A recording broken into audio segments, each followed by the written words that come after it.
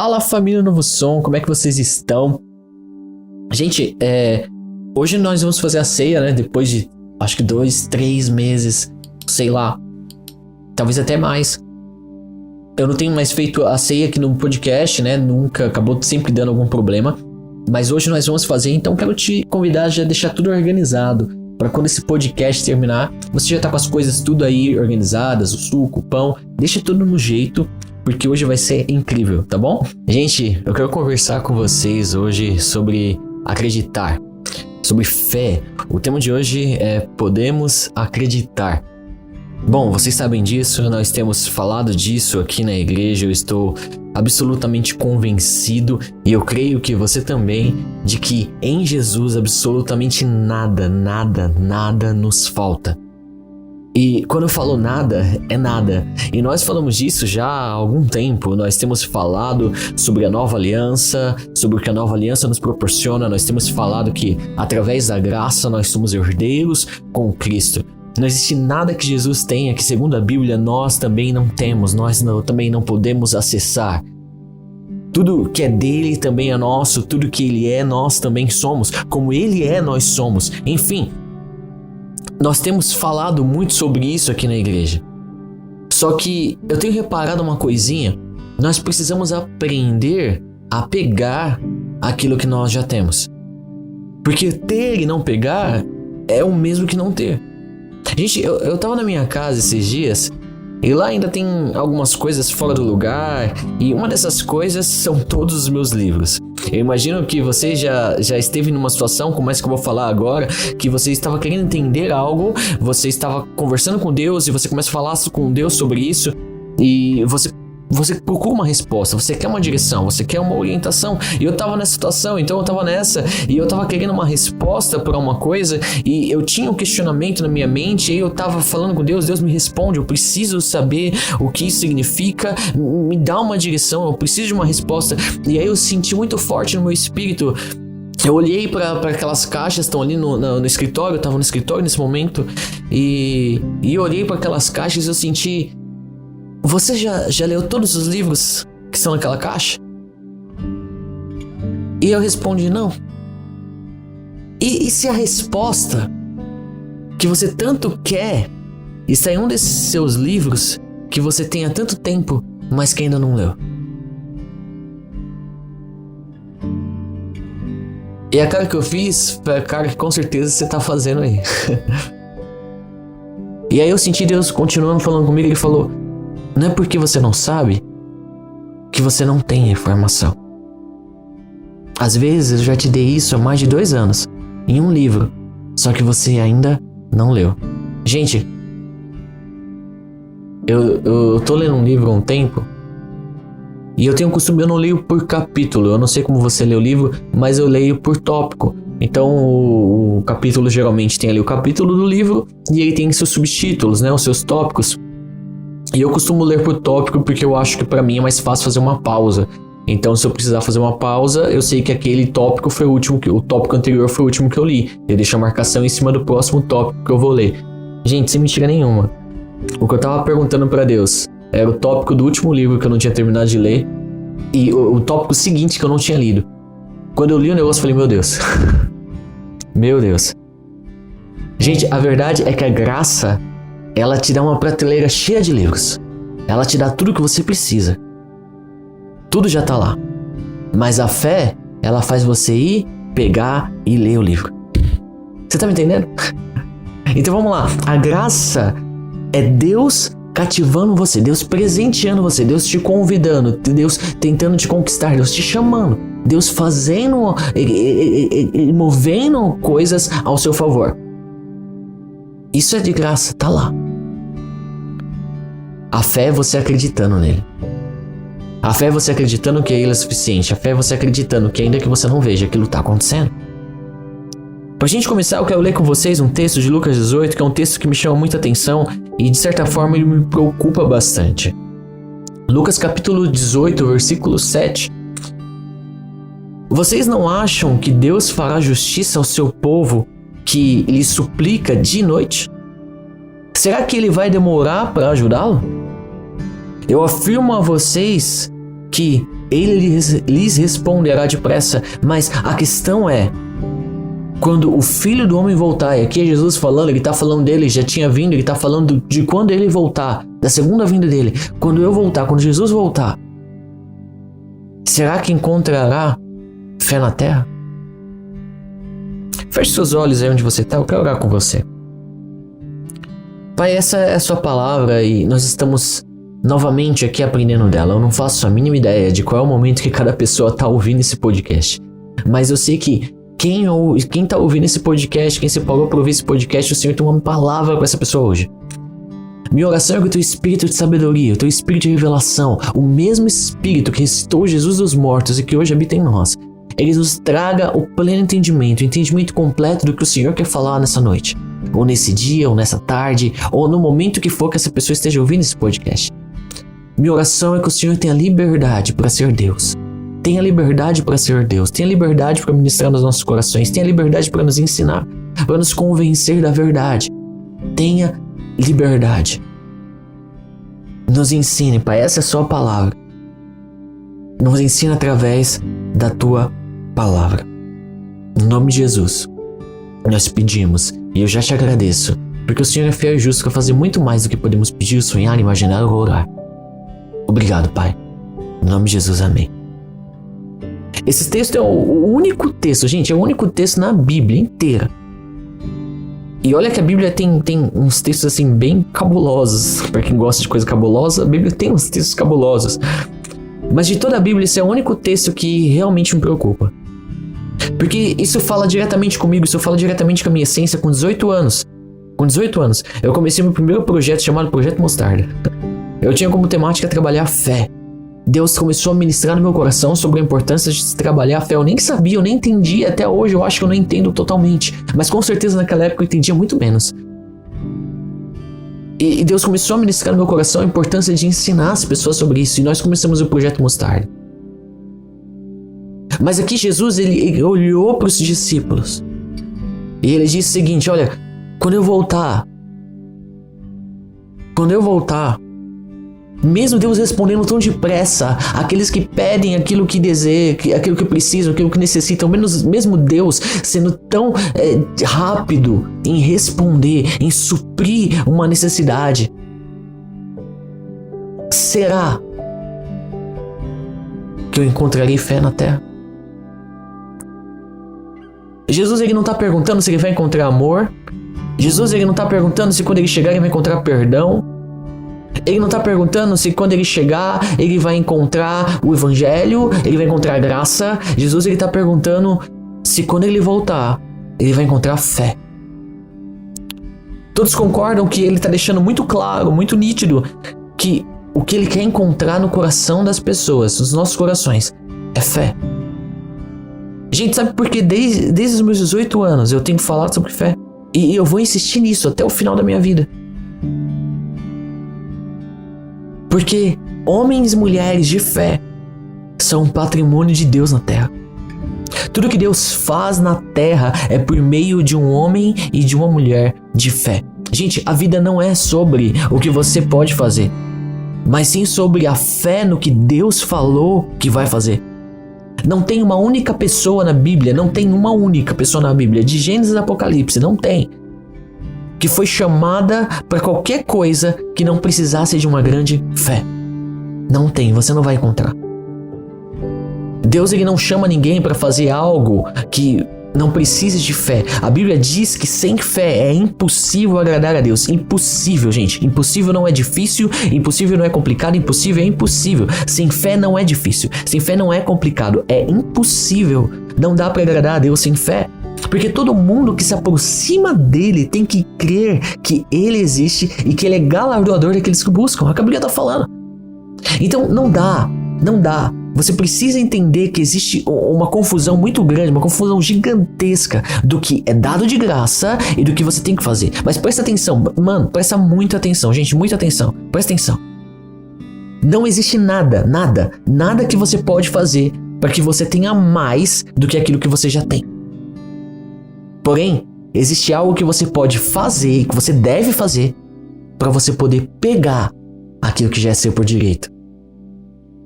Imagina que você ganhou R$1 milhão. Vai ser um exemplo básico, com certeza vai ficar claro pra você. Imagina que você ganhou R$1 milhão na sua conta, foi depositado, você ganhou, você não fez nada por isso. Alguém chegou e te deu, depositou R$1 milhão, falou: olha, eu tô depositando pra você R$1 milhão, faz com ele o que você quiser. É seu, você não tem que fazer nada com isso. Pra receber isso, quer dizer. E aí, só que para você ter acesso a esse R$1 milhão, você vai precisar ir no banco lá, assinar uma cartinha de autorização, né, de que você tá recebendo, pá, e aí sacar o seu dinheiro, só. É o único que você tem que fazer, ir no banco, pá, cartinha lá, assinou, peguei o dinheiro, e é seu, você faz o que você quiser. Nada que você faça vai mudar o saldo do banco, porque você já recebeu aquele valor, já foi te dado aquele valor de presente. Mas ir até o caixa e tirar o dinheiro é uma ação, concorda? É algo que você tem que fazer. Já é seu, mas se você não tirar, você não pode usar. Não é uma ação, gente, presta atenção, ir ao banco não é uma ação para ganhar mais dinheiro. É uma ação para tirar aquilo que já é seu. Gente, presta atenção, não existe nada que você possa fazer que vai te dar mais do que a graça de Deus já te deu. Não existe nada. Porém, existe algo que você deve, que você precisa fazer para pegar aquilo que a graça de Deus já te deu. Então, vamos lá. A graça, ela te entrega presentes, ok? A graça, ela te entrega presentes. A fé é a forma de abrir esses presentes.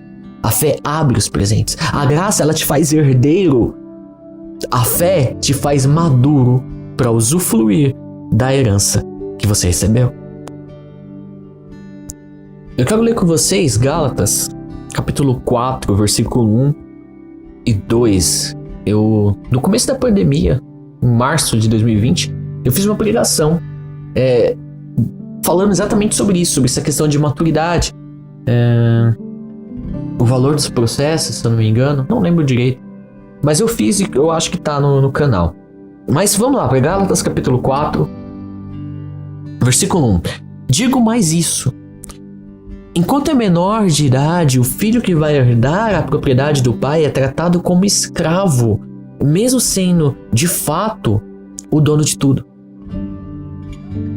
Enquanto é menor, há pessoas que tomam conta dele e cuidam dos seus negócios até o tempo marcado pelo pai. Gente, a Bíblia está dizendo aqui que o filho, enquanto ele é menor, enquanto ele é muito novo, enquanto ele é imaturo, ele não se difere de um escravo, mesmo sendo dono de tudo. Ou seja, ele não deixa de ser dono, mas mesmo sendo dono, ele não pode tocar em nada, porque ele é imaturo. Agora vamos lá, o que faz uma pessoa, que faz um filho de Deus se tornar maduro? Repete comigo aí. Fé. Fala. Fé. Fé.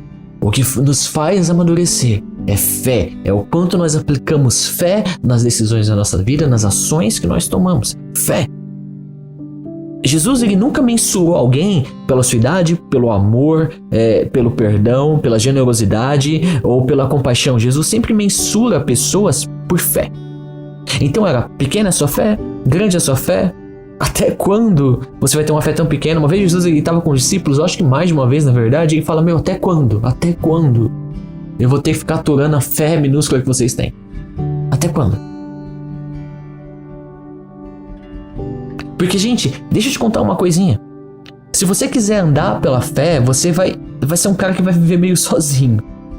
Então eu já vou garantir uma coisa pra você: andar pela fé é sempre não ser compreendido. A maioria das vezes ninguém vai entender o que você está pensando ou o que você está querendo fazer. Então, se você está vivendo em um lugar onde o que está queimando dentro do seu coração, o que queima dentro de você parece loucura para a maioria das pessoas, se não para todas,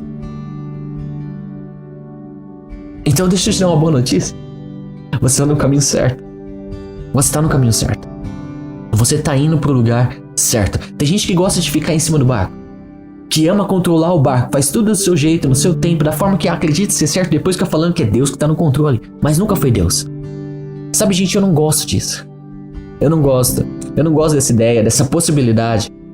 Eu quero sair do barco, eu quero molhar meus pés nas águas, eu quero chegar no céu com os pés encharcados, porque eu imagino que aí eu vou me encontrar com Jesus. Jesus vai olhar para mim com um sorriso no rosto e falar: ei, Lucas, você não conseguiu tirar o pé da água, né? Eu quero andar na água. Eu quero andar na água o tempo todo. Eu quero ficar pisando na água o tempo todo. Eu quero. Então beleza, vamos lá. A graça, ela nos faz herdeiros. A fé, ela nos faz maduros. Mantenha isso na cabeça. Eu quero ler com vocês Romanos capítulo 12, versículo 3. Romanos 12, Avá, sempre usando. Gosto muito desse texto, meu Deus. Romanos capítulo 12, versículo 3. Gente, essa temporada, nós começamos ela porque nós precisamos amadurecer a nossa fé. Nós precisamos crescer no nível de fé. E hoje o tema Podemos Acreditar, a primeira coisa que a gente precisa entender, e esse é o primeiro ponto, a fé, ela começa em Deus. A fé não é algo que a gente tem que gerar na gente a partir, conforme a gente vai vivendo. Eu já falei aqui, eu acho que foi nessa temporada, que a fé é algo que nasceu com a gente. O problema é que a gente vai crescendo, humanamente falando, naturalmente, fisicamente, vai crescendo o nosso corpo físico, e nós vamos aprendendo a descrer. Porque a ação natural de uma criança é acreditar. A criança acredita em tudo. Mas nós vamos crescendo e vamos nos tornando chatos. E vamos descrendo. E a gente precisa esquecer disso. Sabe por que é tão fácil para uma criança acreditar? Porque a fé é um presente dado por Deus. A fé vem de Deus. Romanos capítulo 12, versículo 3 diz o seguinte: por causa da bondade de Deus para comigo, me chamando para ser apóstolo, eu digo a todos vocês que não se achem melhores do que realmente são. Pelo contrário, pensem com humildade a respeito de vocês mesmos e cada um julgue a si mesmo conforme a fé que Deus lhes deu. Dado, presente, Deus deu. O primeiro nível de fé vem de Deus. Gente, você não creria sozinho. Você só crê porque Deus te deu fé para isso. Nós temos que entrar em um lugar tão profundo de entendimento de que não fui eu que escolhi Ele, não fui eu que escolhi Deus, mas foi Ele que me escolheu. E preciso entender que até para crer nele, Ele deu para mim a fé. Gente, olha isso. Isso é uma loucura. A Bíblia diz lá em Apocalipse 19 que o céu vai se abrir, Jesus vai descer em um cavalo branco com uma multidão de anjos atrás dele. E quando Jesus descer, vai ter gente que vendo isso não vai crer. Pelo contrário, governos irão se levantar, irão se juntar e lutar contra ele. Pelo amor de Deus, como que alguém vê Jesus descendo com uma porrada de anjos, o céu se abrindo, trombeta pra todo lado, aqueles efeitos de cinema, mano, um negócio meio Vingadores Ultimato. Pensa, mano. E mesmo assim, não crê. Sabe por quê? Porque ninguém pode crer sem ter recebido de Deus a fé primeiro. Então, Novo Som, pensa uma coisa. Se você pode crer, porque antes da fundação do mundo, Deus ele escolheu você. Dentro dele, ele falou: eu vou dar um pedaço de fé para esse menino, vou dar um pedaço de fé para essa menina, para essa pessoa. Eu vou dar um pedaço de fé para ele acreditar no evangelho que eu vou pregar através do meu espírito para ele. Não, você não tá me ouvindo. Com certeza você não tá me ouvindo. Eu consigo imaginar vocês quietos assim na sala. Gente, isso é empolgante. Isso é empolgante demais. Deus ele te escolheu desde a criação do mundo. Ele te escolheu e ele deu fé para que você pudesse crer no evangelho e ser salvo. Ele te escolheu. Efésios capítulo 2, versículo 8 diz o seguinte: pois pela graça de Deus vocês são salvos por meio da fé. Por meio da fé. Mas presta atenção, o versículo continua: isso não vem de vocês, mas é um presente dado por Deus. Gente, isso é maravilhoso demais. Eu só posso crer porque Ele me deu fé. Antes dele contar para você o evangelho, Ele te dá a fé para que você possa crer no que Ele vai contar, você possa crer no evangelho. Meu Deus, como dá errado? Se até a fé que nós precisamos para crer nele vem dele. A Bíblia fala que até o desejo de adorar vem dele. Agora pense comigo. Todos nós estamos aqui, recebemos um nível de fé, certo? Então, você ganhou um nível de fé, eu ganhei um nível de fé, você ganhou um nível de fé. Nós recebemos um nível de fé. Nós temos que ter isso claro na nossa mente. Todos nós recebemos a mesma medida de fé. Todos nós recebemos a mesma medida de fé. Ninguém recebe um nível maior de fé do que a outra pessoa. Mas é certo de que no final da vida, no final dessa jornada que temos aqui na Terra, o tamanho da fé não é igual para todos. Porque a fé, ela pode e ela deve ser exercitada. Por exemplo, nasceu 2 irmãos. Imagina que nasceu 2 irmãos que são gêmeos, ok? Irmão gêmeos nasceu. E aí quando eles fazem 15 anos, um irmão decide ir para academia. E ele decide malhar, ele decide se exercitar.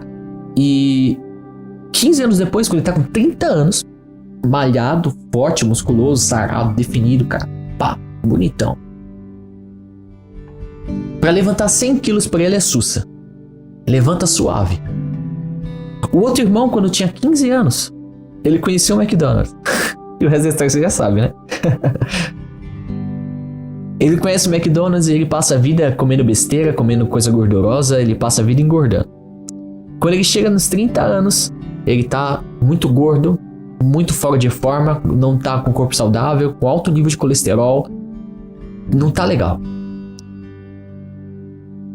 Um irmão com 30 anos tá forte, sarado, físico definido, bonito, saudável. O outro irmão com 30 anos não. O irmão com 30 anos pode ir no Mac e pode comer um Big Mac e ficar de boa, porque o corpo dele tá bem. O outro irmão, se fizer isso, talvez ele agrave o colesterol, o nível de colesterol dele, que já é alto. E talvez ele tenha problemas hospitalares, problemas médicos. Sabe o que é mais chato?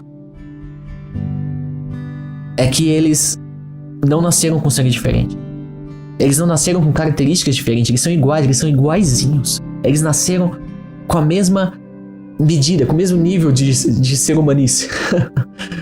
Eles nasceram humanos iguais, até fisicamente iguais. Mas enquanto um foi se exercitar, o outro não. Gente, é a mesma coisa com a fé. A fé é um músculo espiritual, tem que exercitar. Porque tem gente que olha para uma situação e fala: meu Deus, é impossível, não tem como. E aí outras pessoas olham para a mesma situação e suave, Jesus sola. Suave, já era, já está consumado, ele já fez. Gente, o que é isso? Isso é uma pessoa que exercitou a sua fé. Tem gente que olha para uma situação, entrega para Satanás que não tem mais jeito, entrega para o diabo. Outras pessoas olham para a mesma situação e falam: me coloca nessa situação, eu vou resolver isso agora. Sabe o que é isso? É fé exercitada. O nível que as duas pessoas receberam no começo de fé foi igual. Era exatamente o mesmo nível de fé, mas um exercitou e o outro não. Eu quero ler com vocês Romanos capítulo 10, versículo 17. Romanos 10, versículo 17. Assim é que a fé vem. Opa! É assim que a fé vem, pelo ouvir o evangelho a respeito de Cristo. Ou seja, quando você ouve o evangelho de Deus, quando você ouve falar de Jesus, quando você ouve a verdade sobre Jesus, o evangelho a respeito de Cristo, Deus ele te dá fé. Ele te dá fé, ele deposita fé em você. Todos recebemos a mesma fé, mas nós precisamos exercitar ao nível de fé que nós ganhamos. Nós precisamos exercitar a nossa fé. Agora a pergunta é: como? E esse é o segundo ponto que eu quero falar aqui. Como exercitar a nossa fé? Precisamos exercitar a nossa fé. 2 Coríntios capítulo 4, versículo 13 diz o seguinte: está escrito: crie, por isso falei. Crie, por isso falei, pois assim nós, que temos a mesma fé em Deus, também falamos porque cremos. Gente, é nesse versículo que a gente está fundamentando toda essa temporada. De forma indireta, eu falei dele, acho que não, certeza, em todos os podcasts aqui. E algumas vezes até de forma direta. Agora, gente, todos concordam comigo que está muito claro que a fé tem uma característica. A característica da fé é falar o que crê. A característica da fé não é falar o que sente, não é falar o que vê, não é falar o que toca, não é falar o que é natural. A característica da fé é falar o que acredita. Então preste atenção, a Bíblia diz: eu creio, por isso eu falo. Então a primeira coisa que você tem que saber: você não fala o que você quer, você fala o que você crê. Isso é muito importante a gente saber, porque tem coisa que parece bobeira, parece besteira, mas não é. É crença. Às vezes uma crença errada, às vezes uma crença limitante. Tudo que você fala revela o que você acredita. Você vive aquilo que você acredita. Por exemplo, hoje em dia é normal você dizer, doença normal. Todo mundo tem algum it. Sinusite, rinite, se tem it, todo mundo tem. Hã? Quê? Ixi, crise, meu Deus. Esse negócio de faltar recurso, faltar provisão é normal. É normal, a gente tá numa pandemia, uma crise, o país não é muito bom. Isso é normal. É saber viver com o que tem, né? Com um pouquinho aqui e tal. Hã? Você consegue enxergar isso em Deus? Você consegue enxergar essas enfermidades, essas ites em Deus? Você consegue enxergar falta de provisão em Deus? Crise em Deus? Depressão? Nossa, crise de ansiedade e depressão é o mal do século. Todo mundo vai enfrentar isso uma hora ou outra. Você consegue enxergar isso em Deus? Você consegue ver isso em Deus? Gente, pelo amor de Deus. Isso pra muita gente virou normal, mas quem disse que isso é verdade? O problema é que nós queremos pregar nossas experiências. Porque um dia faltou pra alguém, então é normal faltar. Gente, isso não tem nada de normal, isso é totalmente patológico. Normal não é o que você viu alguém viver, não é o normal. Normal não é o que esse mundo caído pode proporcionar. Normal é o que você vê em Jesus. Normal é a vida de Jesus. Você quer saber qual é a vida normal para um cristão? É o que Cristo viveu. Isso é normal. A gente precisa crer nisso. A gente precisa crer nisso e não aceitar viver menos que isso. Já pensou Jesus olhar para uma doença e falar: essa doença é problemática. Isso é um problema. Consegue imaginar? Aí o cara tá doente e fica mais doente ainda. Já imaginou Jesus, ele vendo alguém pegar Covid e falar: vixe, deu ruim. Deu ruim. Deu ruim, deu ruim, deu ruim. Deu ruim. Tem que isolar ele. Tem que colocar ele pra fora da cidade. Como foi quando ele foi lá e curou os leprosos. Ele saiu e curou: vai se apresentar pro sacerdote, porque vocês já estão curados. Jesus não tinha medo de Covid, não teria medo de Covid, mano. Porque Jesus não tinha medo de doenças infecciosas que poderiam contaminar ele, porque ele era tão santo. Falei isso na semana passada. Ele era tão santo, ele era tão justo, que quem chegasse nele seria justificado, seria santificado, seria purificado por quem ele era. Você já imaginou Jesus ficando sem culto e se esfriar? Já imaginou? E aí ele justifica: não, eu tô assim porque não tá tendo culto. Gente, não faz o menor sentido. Eu sei que essa pandemia irritou todo mundo, cara. Mas sabe por que ela me irritou? Porque, pra mim, nada disso tá fazendo sentido. E eu não tô falando do fato de não ter culto, porque eu vou ser bem sincero com vocês, sério, vou ser sincero, eu achei em parte isso muito bom. Porque aquilo que não é igreja de verdade ruiria. E aí nós poderíamos começar do zero. E eu não tô falando só da Novo Som, eu tô falando da igreja. Eu gostaria que todas as igrejas ficassem fechadas por mais tempo, todas, obrigatoriamente fechadas. Porque muita coisa que não é igreja ruiria. Porque presta atenção, gente, presta atenção. Nós não precisamos de generosidade, nós não precisamos de recursos, nós não precisamos de trabalhos humanos. A Bíblia fala que aquele que começou a boa obra, ele é fiel para cumprir.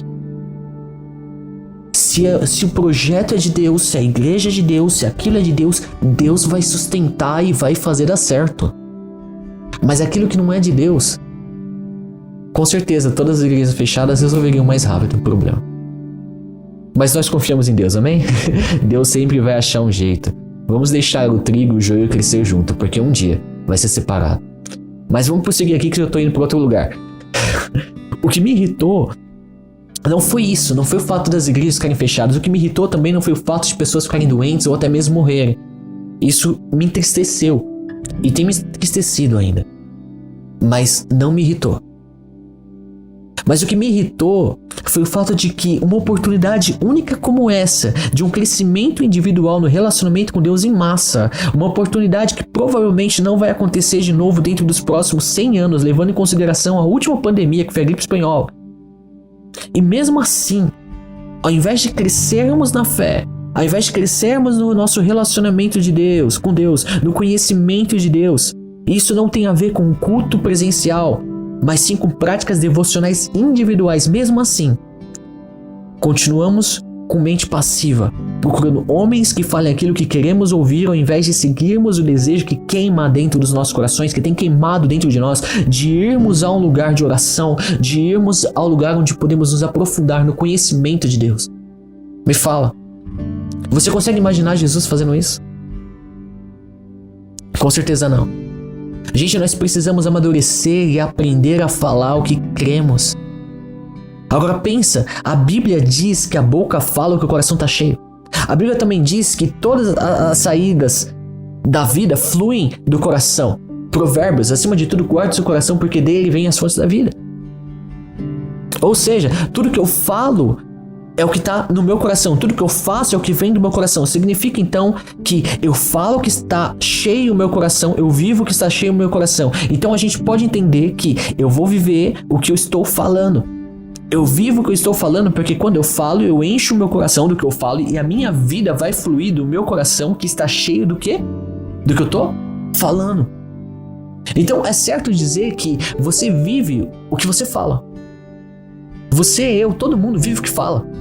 Gente, deixa eu falar uma coisa, talvez você nem goste muito, mas a sua vida de hoje nada mais é do que a sua fala de ontem. O que você vive agora é o que você falou ontem. A Bíblia é muito clara, ela disse que você come o fruto da sua língua. Ou seja, sua fala de hoje é sua comida de amanhã. E a nutrição diz que você é aquilo que você come. Você está conseguindo me entender? O poder do que você pode falar? Mas com certeza a grande questão ainda seja como exercitar a nossa fé. Quer exercitar a sua fé de forma correta? Quer viver de forma correta? Quer conhecer Jesus de forma correta? Quer ser um cristão de forma correta? Cumprir o seu propósito de forma correta? Então eu vou te dar a resposta. A resposta é falar o que Deus fala. É isso.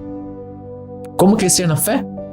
Como poder mudar as coisas, as situações ao seu redor através da fé? Falando o que Deus fala. Falando o que Deus fala. Novo som, você precisa se recusar a falar o que nunca saiu da boca de Deus. O que Deus não fala, você não fala. E qual é a fala de Deus? A fala de Deus é Jesus. A palavra que se fez carne é a expressão exata de Deus. Quer viver em fé? Viver tudo que Deus tem para você? Aprende a olhar para Jesus. Para de ser preguiçoso e investe mais tempo no seu relacionamento com Jesus. Olha para Ele através da Bíblia e não do seu achismo. E começa a falar o que você vê nele. Você vai começar a falar o que Deus fala. E falando o que Deus fala, você vai exercitar cada dia mais a sua fé. Você vai amadurecer e viver tudo o que Deus fez para você viver. Podemos acreditar e viver aquilo que acreditamos. Não importa o quão louco seja o sonho.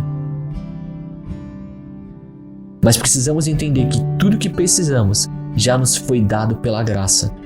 A única coisa que a gente tem que fazer é simplesmente usar a fé que também Deus já nos deu, exercitar ela e pegar tudo que, por causa de Cristo Jesus, já é nosso. Amém? Gente, eu quero um pouquinho mais da sua atenção, mais alguns minutos da sua atenção. Eu quero fazer a ceia com vocês, como disse no começo desse podcast. E eu quero conversar com você. Eu quero que seu coração esteja aberto, eu quero que seu coração esteja sensível.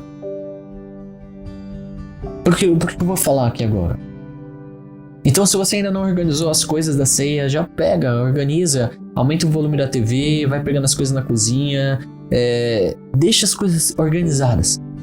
Porque a gente vai conversar aqui hoje. João capítulo 10, versículo 17. Quero ler com vocês João 10, 17. É Jesus aqui falando. O Pai me ama porque eu entrego a minha vida para poder ter a vida de volta outra vez.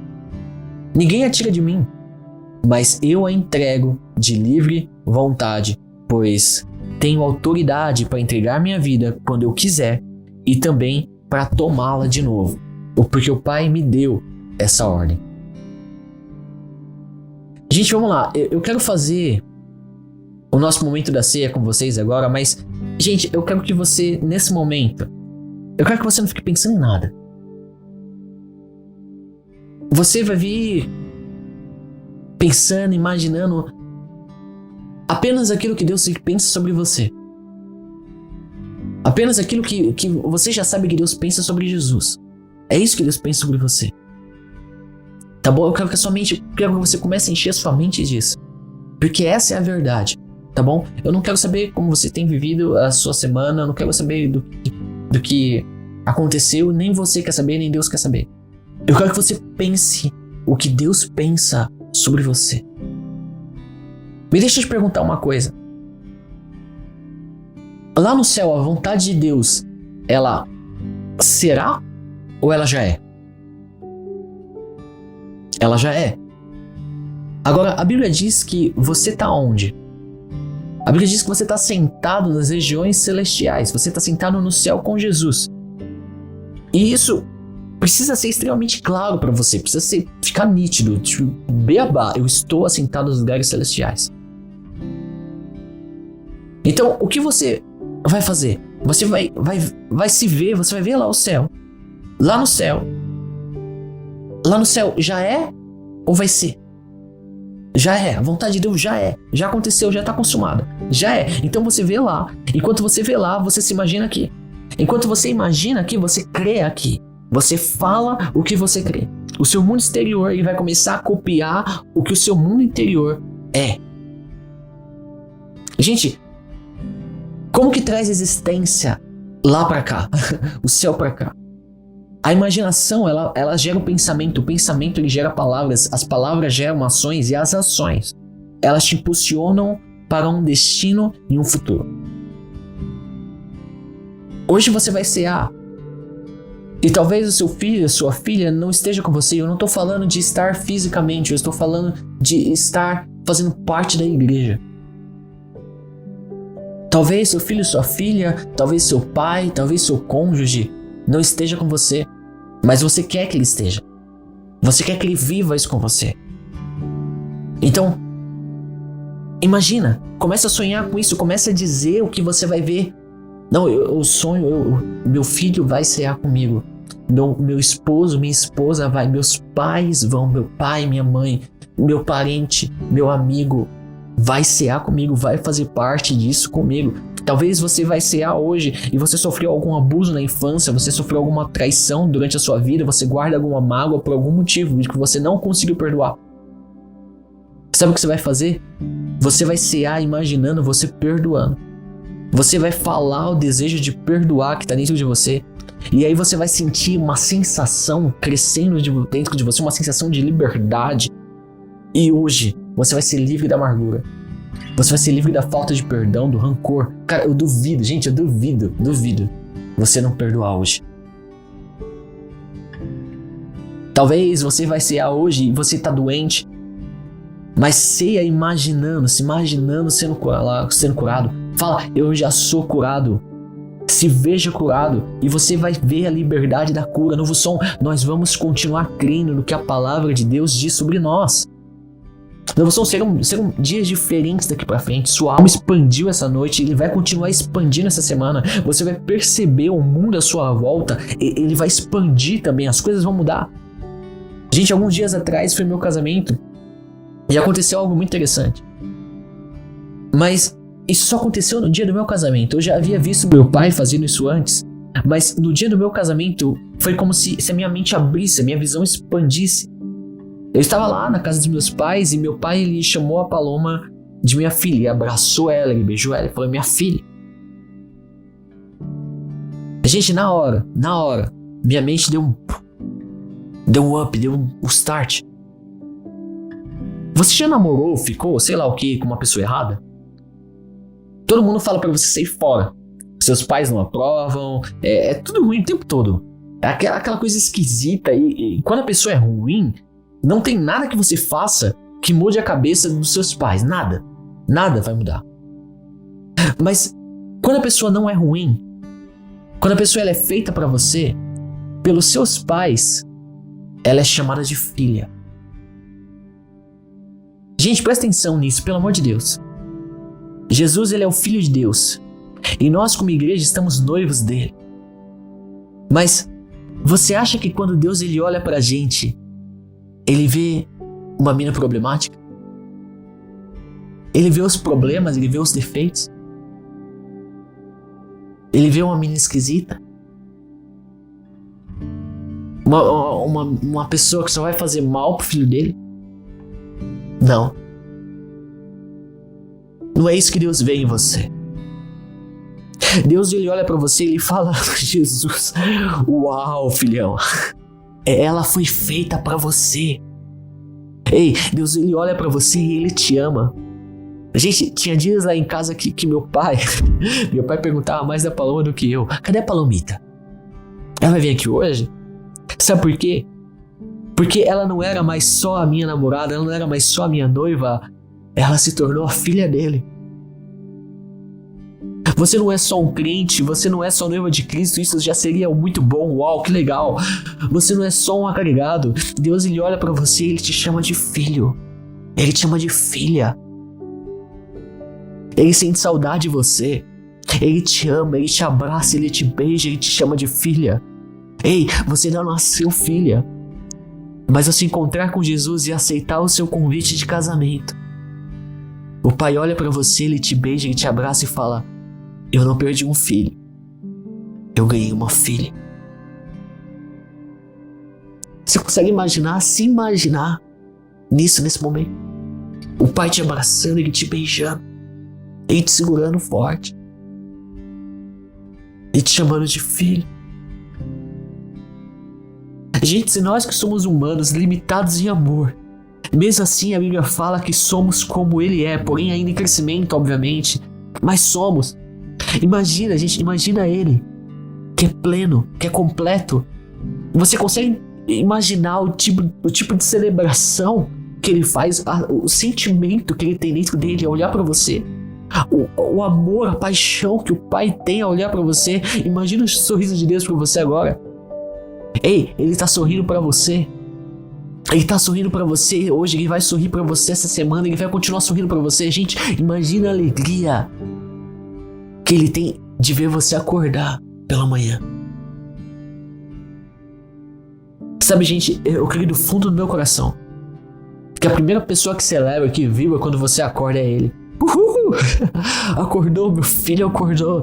Deus celebra. E eu, diabo, nossa, não acredito. Acordou de novo. Meu Deus. Você acordar é um pesadelo pro diabo, mas é uma alegria imensa para Deus. Só que tem uma coisa. Tem muita gente que tá acordando e acordar para essa pessoa tem sido um pesadelo. Porque a pessoa tá mal, tá triste, tá enfadada, tá cansada, tá pesada. Tá difícil. Mas essa ceia, não por causa do rito, mas por causa da mente de Cristo que está em nós, por causa do mesmo Espírito que estava nele, que hoje habita em nós, essa ceia está fazendo um divisor de águas na sua vida. Você que estava com medo da manhã, dificuldade de dormir, a Bíblia diz que o justo deita e logo pega no sono. A Bíblia diz também que Deus cuida do deitar e do levantar. Sabe por que o justo deita e logo pega no sono? Eu vou te dar o segredo. Porque ele está em paz. Paz. Gente, a medicina diz que alguém que demora para dormir, que fica virando de um lado pro outro na cama, isso é ansiedade. Muita coisa na cabeça não faz parte da sua vida. Você vai deitar e você vai dormir igual um bebê, igual um anjo. E quando você acordar, você vai acordar suave, leve, descansado, com um senso de propósito, cheio de paz, cheio de alegria, porque você é justo. Essa ceia, você que tinha ansiedade, você que não estava dormindo direito, gente, acabou. Nunca mais. Espero que você tenha aproveitado a sua crise de ansiedade da noite passada. Sério. Porque foi a última noite que você ficou virando na cama. Porque a partir de hoje, você vai deitar e vai dormir, você vai acordar, e quando você acordar, você vai acordar, uau, o que aconteceu essa noite? Eu vou te dizer o que aconteceu, eu vou te dizer o que vai acontecer. Enquanto você dormia, Deus mandava favor na sua vida, Deus mandava anjos desciam do céu com coisas, com presentes de Deus para você. Porque a Bíblia fala que aos seus amados Deus dá enquanto dorme. E você vai começar a viver isso essa noite. Mas indo para a ceia, que na verdade o objetivo aqui é falar da ceia. Jesus, no momento da ceia ali, ele pegou o pão e ele disse: esse é o meu corpo, que é partido por causa de vocês. Comei dele em memória de mim. Todas as vezes, comei dele todas as vezes que vocês se reunirem em memória de mim. Agora deixa eu contar uma coisinha. Lá em 2 Coríntios capítulo 8, versículo 9 diz o seguinte: vocês sabem como nosso Senhor Jesus era cheio de graça. Embora ele fosse tão rico, ele se fez pobre para ajudá-los. De tal maneira que, tornando-se pobre, vocês se tornassem muito ricos. Só que aí tem gente que pega esse texto e fala: olha, Jesus era rico e aí ele se fez pobre para te ajudar, para morrer no seu lugar, para te salvar. E Deus te ama. E cara, glória a Deus, que legal. Isso já é uma boa notícia, com certeza. Só que não está completa. E por quê? Porque o texto continua e diz que embora Jesus fosse tão rico, ele se fez tão pobre para nos ajudar. Sim, ok, amém, é isso. Só que tem mais. Ele fez isso de tal forma que ele se tornando pobre, ele fez com que nós nos tornássemos ricos. Ou seja, Jesus, ele está no corpo dele, mas assim como é possível despedaçar um pedacinho de pão, ele foi moído, ele foi flagelado, ele foi ferido, ele foi amassado. Isaías 52, versículo 14 diz que ele foi tão surrado, tão espancado, que não dava para reconhecer que ele era um ser humano. Jesus ficou tão deformado que parecia mais um monstro do que um ser humano. É o que a Bíblia está falando, Isaías 52, 14. E tudo isso aqui, tudo que ele passou, porque ele te ama. Foi cuspido, moído, espancado. De repente, o Deus criador da humanidade, ele tá parecendo um pedaço de pão puma, todo amassado e deforme, cheio de farelo dele espalhado para todo lado. E falar que ele fez isso por te amar, cara, isso é uma boa notícia. Isso é uma notícia maravilhosa. Só que tem mais. Quando ele faz isso por você, ele faz porque na verdade era isso que o pecado ia fazer com você. Então, sabe o que era um pedaço de pão puma todo amassado, deforme, com farelo espalhado para todo lado? Esse era você antes dele.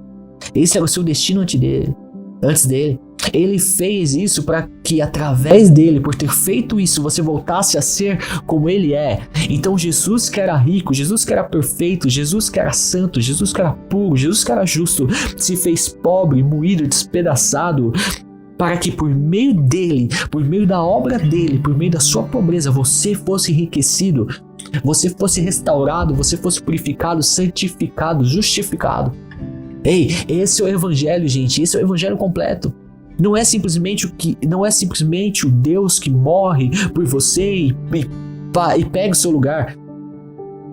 Mas é Deus que quando pega o seu lugar, ele leva você para o lugar dele. Porque ele estava antes de você pecar. Ele conhece como você realmente é, melhor do que você mesmo acha que você conhece. Então, gente, ciência disso. Aí eu imagino que você já esteja com pão. Ciência dessa verdade. Eu quero te convidar, junto comigo, a comer o pão. Como o pão aí na sua casa.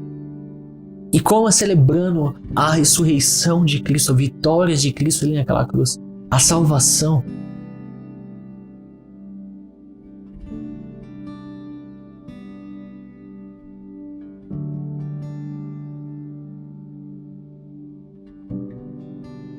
Gente, e Jesus ele continua e ele pega ali o cálice e ele fala: esse aqui é o meu sangue que é derramado por causa de vocês. Gente, ele estava falando ali literalmente que o sangue dele ia escorrer, ia ser derramado. Aqui ele está dizendo: o meu sangue é derramado, que foi derramado, que vai ser derramado. Eles vão bater, eles vão espancar, eles vão matar, e o meu sangue vai ser derramado por causa de vocês. Novo som, Jesus levou o seu pecado na carne dele. Mas não é porque Jesus levou o seu pecado na carne dele, que o sangue dele ficou impuro. O sangue de Jesus nunca foi um sangue de pecador. O sangue de Jesus nunca foi um sangue de alguém que errou. O sangue de Jesus é de alguém que é justo. Quando Jesus está sendo espancado e o sangue dele está caindo, é como se Deus ele pegasse, ele acumulasse aquele sangue. O único sangue que veio para a terra que é justo. O único sangue realmente justo derramado na terra. O único, antes dele nenhum, depois dele nenhum. O único sangue que veio para a terra e permaneceu justo foi o de Jesus. E aí começaram a bater nele, e aí começaram a espancar ele, o sangue dele começou a escorrer, o sangue dele começou a derramar. Deus foi lá e Deus pegou, ele acumulou, ele recolheu. Para quê? Para que você pudesse beber. Quando você bebe do cálice que representa o sangue de Jesus, você está bebendo o sangue do único justo que essa terra conheceu. O único justo que existe na terra. Enquanto ele derramava o sangue dele na cruz, Deus pegava o sangue dele derramado e ele inseria em você. Eu te pergunto, se o sangue de Jesus é justo, que impureza existe no sangue dele? Nenhuma. Nenhuma. Então também não tem impureza no seu. Me fala que doença existia no sangue de Jesus. Que doença existe no sangue de Jesus? Nenhuma.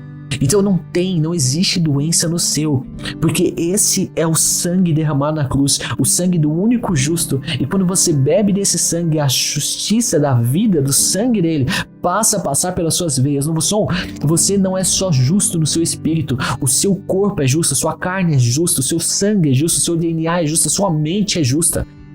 Novo som, você não foi justificado só uma parte, você foi completamente justificado pelo sangue de Jesus, que é suficiente. Então, gente, enquanto você bebe desse cálice, você precisa entender que esse sangue é um sangue justo, sangue de justo, que está se tornando parte do seu sangue. Gente, existe uma troca de sangue, uma transfusão de sangue. Lucas, a minha doença no sangue, uma doença genética, uma doença crônica não tem cura. Ei, presta atenção. Você está tendo uma transfusão de sangue agora. O seu sangue caiu por terra em Adão e o sangue de Cristo entrou nas suas veias. Você é curado em nome de Jesus. Você é sarado, você é justificado. Então, onde você estiver, eu quero que nesse momento você levante seu cálice o mais alto que você conseguir. Levanta o seu copinho com suco. Levanta o que você está aí com suco. Levanta o mais alto que você conseguir. Levanta ele, a único que era, que é e sempre será o Rei dos Reis, o Senhor dos Senhores, o único justo, maravilhoso, conselheiro, Deus forte, Pai da eternidade, o Alfa, o Ômega, o caminho, a verdade e a vida, o pão vivo que desceu do céu, a água viva que mata a nossa sede, o leão da tribo de Judá, a nossa bandeira, a nossa cura, o médico dos médicos, a Ele e só a Ele, o bom pastor, o bispo das nossas almas, o justo juiz, a estrela de Davi, a rosa de Saron, o lírio dos vales, a oferta de paz. A Ele, Jesus, o maná. A Ele, Jesus, o Messias. A Ele, Jesus, o Cordeiro de Deus que tira o pecado do mundo. A Ele, Jesus, o Emanuel. A Ele, Jesus, nossa comida, nossa bebida, nossa casa, nossa vida. A Ele, Jesus, o único. A Ele, Jesus, a imagem visível do Deus invisível, o primogênito de toda a criação. Nele foram criadas todas as coisas, no céu e na terra. Tudo que existe, existe por Ele, para Ele. Sem Ele, nada do que existe existiria, porque Ele é o motivo de todas as coisas. Dele, por Ele e para Ele. Dele, por Ele e para Ele. São todas as coisas nos céus, na terra e debaixo da terra. Jesus, nesse momento nós te exaltamos, Senhor. Nós exaltamos o Seu nome. Nós exaltamos Sua obra consumada na cruz, e nesse dia, juntos, nós bebemos o sangue do justo que nos justifica, que nos lava, que nos purifica. Em nome de Jesus. Pode tomar o suco aí onde você está.